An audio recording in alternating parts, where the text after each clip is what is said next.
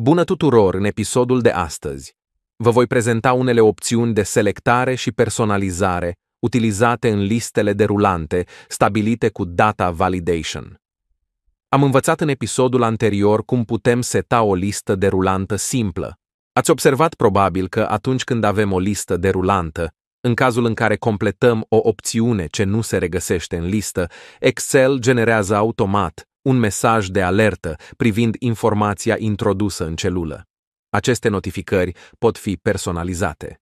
De asemenea, în Data Validation, putem seta un mesaj care să fie vizibil atunci când accesăm o anumită celulă, sau un mesaj care să fie afișat atunci când în celula aferentă se introduce o valoare ce nu se regăsește în lista noastră. Pentru aceasta, deschidem din nou Data Validation și alegem Input Message. Aici vom adăuga mesajul pe care dorim să îl afișăm. Poate fi un mesaj simplu, de exemplu, alege o variantă, sau un mesaj care descrie regulile de completare.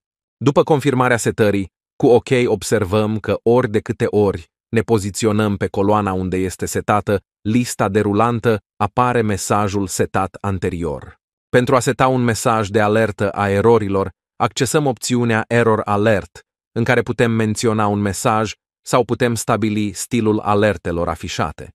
Când este selectat stilul Stop, Excel nu permite utilizatorului să introducă o valoare diferită. Dacă alegem Warning sau Information, Excel ne va solicita confirmare pentru a introduce o altă valoare, dar se poate salva o valoare diferită de opțiunile din listă.